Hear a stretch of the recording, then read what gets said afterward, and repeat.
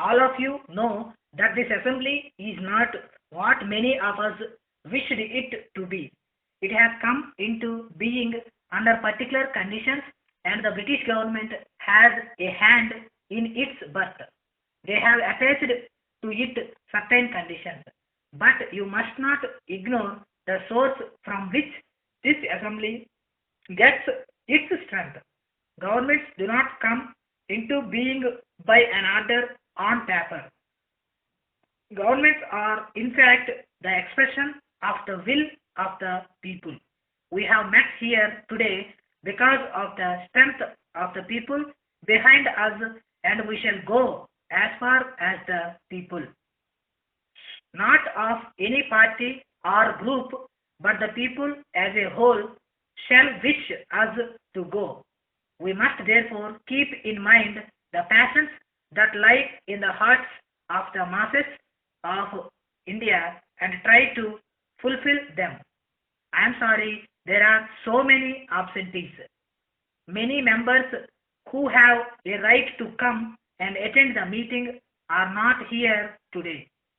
This, in a sense, increases our responsibility.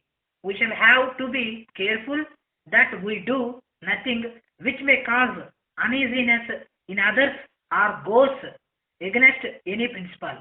We do hope that those who have abstained will soon join us in our deliberations. Since this constitution can only go as far as the strength behind it can push it. It has ever been and shall always be our sincere desire to see the people of India united together so that we may frame a constitution which will be acceptable to the Indian masses. It is at the same time clear that when a great country starts to advance, no party or group can stop it. This House, although it has met in the absence of some of its members, will continue functioning and try to work at all costs. The resolution that I am placing before you is in the nature of a pledge. It has been drafted after careful consideration, and efforts have been made to avoid controversy. A great country is sure to have a lot of controversial issues, but we have tried to avoid them as much as possible. The revolution lays down fundamentals which are commonly held and being accepted by the people. Unfortunately, our country is full of differences, but no one, except perhaps a few, would dispute the fundamentals. It is our firm resolve to have a sovereign Indian Republic. We have not mentioned the word republic so far, but you will well understand that a free India can be nothing but a republic. On this occasion, when the representatives of the Indian states are not present, I wish to make it clear how this resolution will affect the Indian states. It has also been suggested that since certain sections of the House are not present, the condition of the resolution may be postponed. In my opinion, such a suggestion is not keeping with the spirit of the times, because if we do not approve the first objection that we are placing before ourselves and our country, our discussions will become meaningless. We wish that all sections of India should willingly participate in the future Indian Union, but in what way and with what sort of government rests with them. I do not propose to go into details. I only deal with the fundamentals. There should be no imposition on the states against their will. Still, I must say that no state can have an administration which goes against our fundamental principles or gives less freedom than obtaining in other parts of India.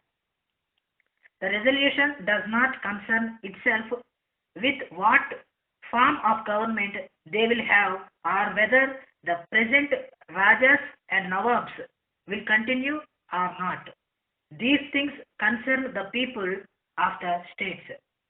It is quite possible that the people may like to have their Rajas. The decision will rest with them. Our republic shall include the whole of India. If a part within it wants to have its own type of administration, it will be at liberty to have it.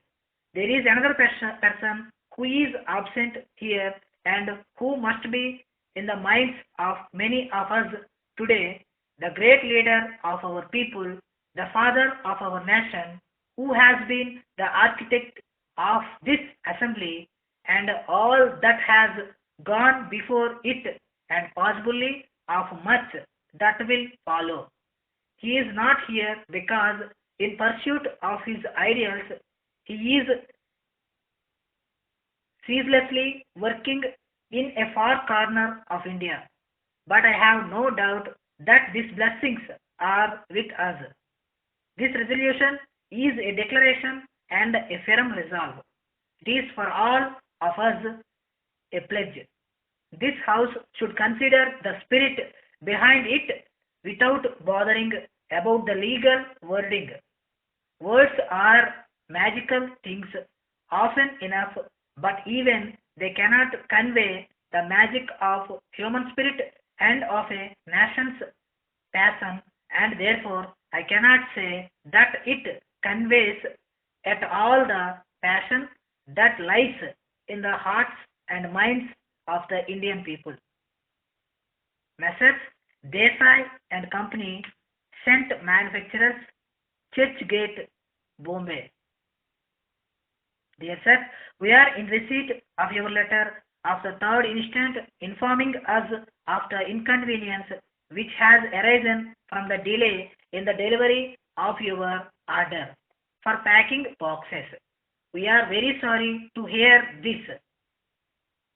We have been out of stock of the particular kind of paper we generally use in the manufacture of your goods owing to a fire which occurred 2 months ago at our factory where the paper is made.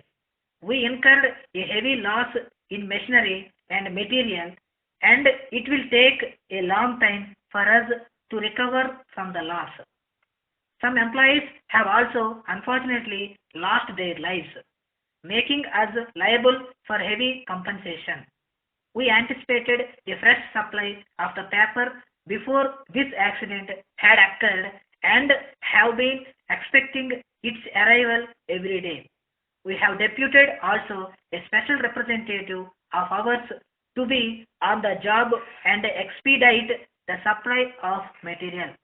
However, we have just received a wire from the manager of our factory informing us that they will be unable to run the machine again for at least another month, as the time taken to repair them has been longer than they expected. All our hopes and our sincere efforts to be of prompt service to you have been shattered. This places us in a difficult position as regards the execution of your order. To avoid any further delay, we suggest that you use boxes made with our crown paper, which are quite as strong as those which you have been using hitherto. Many of our customers have used these boxes and they are fully satisfied with the utility of these containers. We strongly recommend the use of these boxes by you in view of the unfailing service they have given all through. You will know it for yourself when once you give a trial. Also, we would like you to take into consideration the fact that these boxes cost considerable less than those that you have been using hitherto. On hearing from you, we shall proceed with your order. Thanking you.